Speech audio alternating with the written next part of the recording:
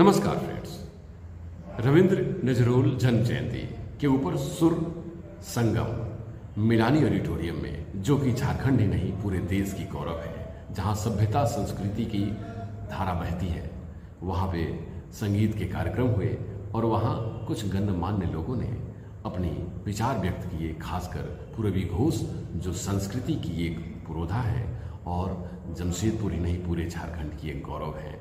देखते हैं उस प्रोग्राम की कुछ झलकियां।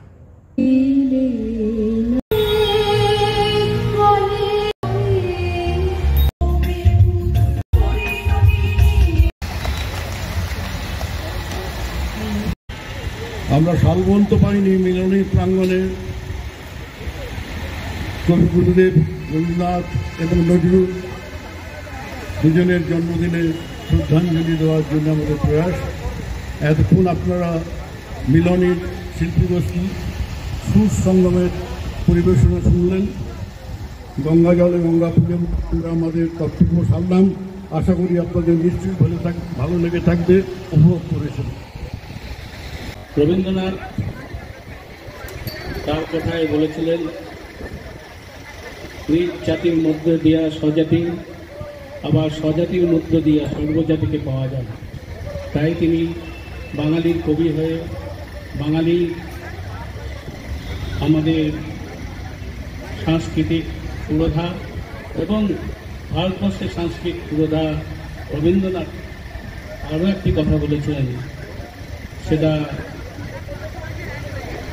প্রফুল্ল চাকি এবং ক্ষুদিরামের আত্মদানে তার বক্তব্য ছিল, যাক এতদিন ধরিয়া যে অপবাদ বাঙালিকে বহন করিয়া আসিতে হইয়াছে, এই দুটি আত্মদানে আমাদের সেই অপবাদ ঘুচিত। এর থেকেই আমরা বুঝতে পারি রবীন্দ্রনাথের চিন্তা ভাবনা কত সুদূরপ্রসারী। তিনি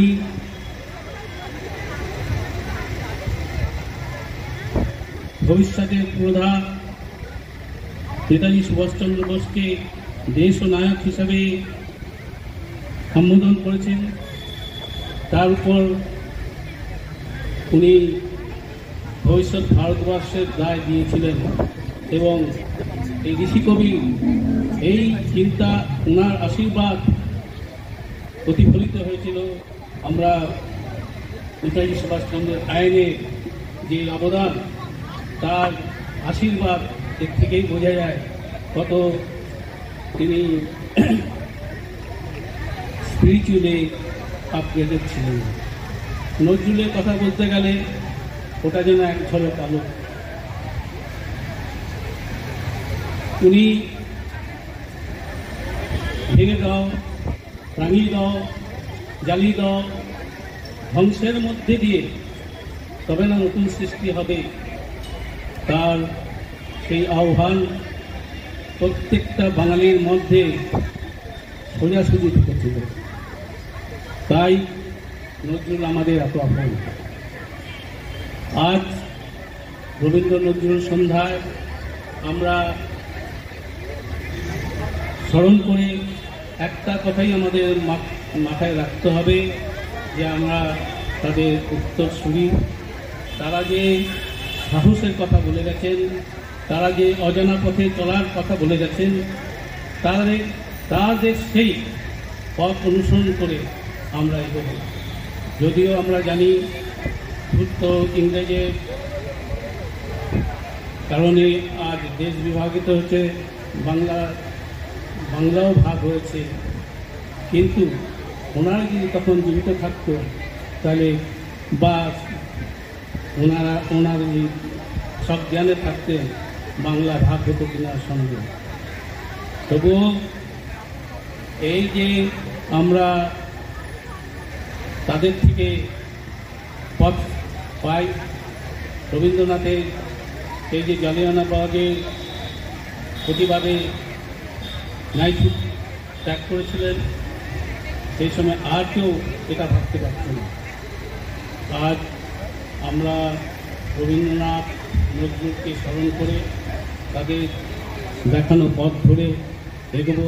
তো নিশ্চয়ই আমরা আগামী দিনের উত্তরসূরি যারা আমাদের প্রজন্ম তাদেরকে ঠিক পথে চালিত করব।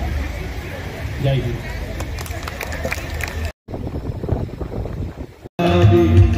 আপনারা যারা সহযোগিতা করেছেন, আমি ভাবতে পারিনি যে এরকম একটা অনুষ্ঠানে আপনারা এত উৎফুল্লভাবে এই অনুষ্ঠানে যোগাযোগ করবেন। যদিও আজকে আমাদের শিল্পীরাও সুর সঙ্গম এবং সব্যসাচীরা দারুণ একটা উপস্থাপনা দিয়েছেন এবং আপনাদের এই সহযোগিতা আমাদের আগামী দিনের পাথেয়। আশা করি আগামী দিনেও আপনারা মিলনীর এই কাজ এই কর্মক্ষেত্রে আপনারা যোগদান করবেন। অনেক অনেক ধন্যবাদ। আশা করি সবাই ভালো থাকবেন। ধন্যবাদ।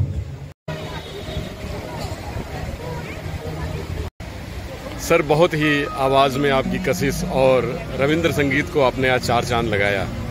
सुर संगम, खास करके नजरुल और अपने गुरु रविंद्रनाथ टैगोर जी के जो रविंद्र संगीत है उस पे आपने जो आज गान किया है, खासकर लोगों के दिल तक छू गया हो। तो सर, क्या कहना चाहेंगे नई पीढ़ी को कैसे इस संगीत तक पहुंचाई जाए, या इस संगीत को कैसे नई पीढ़ियों तक पहुंचाई जाए, क्या कहना चाहेंगे आप? नई पीढ़ी तो पहुंच रही है, ऐसा नहीं है कि नई पीढ़ी के पास ये संगीत नहीं पहुंच रहा है, लेकिन असल में जो चाहिए कि थोड़ा अभी का सब कुछ बदल चुका है और बदल रहा है, और ये होना भी चाहिए। समय के साथ सब कुछ बदल जाता है, और ये चेंजेस जो आ रही है ये तो ठीक है, हम लोग उनको एक्सेप्ट कर लेना है। और अभी कुछ इंस्ट्रूमेंटल जैसे थोड़ा जो ऑर्केस्ट्रेशन होता है सॉन्ग के साथ, वो इट हैज़ बीन चेंज्ड, और ये और चेंज करेगा, क्योंकि समय का अलग अलग क्या बोलें, एक अलग पहचान है, तो उस हिसाब से ठीक है।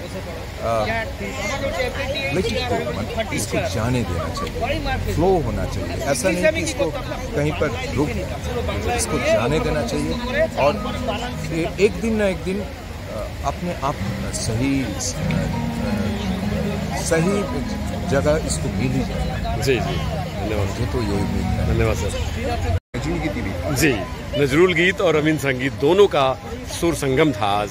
क्या कहना चाहेंगे आज? सबसे पहले तो हम मिलोनी को बहुत बहुत आभार और शुक्रिया प्रदान करते हैं कि ऐसे आर्टिस्ट को जो रविंद्रनाथ टैगोर पर खुद रिसर्च करते हैं, उनको सबको पहले जानते थे कि एंकर है, उनका जो वॉइस है वो एक मतलब भगवान प्रदत्त चीज है जिसको सबको ही हम लोग जानते हैं। जमशेदपुर में कोई भी कोई कार्यक्रम होता तो उनको एंकरिंग के लिए बुलाते, लेकिन उन्होंने अपना अंतर झांक के बहुत देर में देखे कि उनको जो संभार है उस प्रतिभा को वो समाज में कैसे आगे ले आ सकते, वो बहुत देर में बात हो, लेकिन ऐसा जगह पर पहुंचे सिर्फ रविंद्रनाथ नजरुल नहीं, ये छोड़ के साहित्य के क्षेत्र में भी उनका अपना जो क्रिएशन है, और अभी ऑनलाइन के ज़माने में बहुत जगह उन्होंने रिसाइटेशन सिखाते हैं, म्यूजिक रविंद्र संगीत सिखाते हैं। तो ये सिर्फ हमारे झारखंड में नहीं, ये अभी ऑनलाइन के चलते बाहर विदेश में भी उनका बहुत सारा छात्र छात्राएं हैं। तो आज के ज़माने में उनको मैं ढेर सारी शुभकामनाएं देती हूँ। आप इस तरह से आगे बढ़िए आपका प्रतिभा को लेके, और युवा पीढ़ी को भी आप बहुत तैयार कर रहे हैं अपना इस प्रतिभाओं से, कि जिससे हमारा भारत का एक बहुत बड़ा संपद हो रहा है। धन्यवाद। नमस्कार फ्रेंड्स, इंडिया टीवी ऑनलाइन की वीडियो को लाइक करें, शेयर करें, सब्सक्राइब करें। धन्यवाद डॉक्टर अनुज शर्मा के साथ।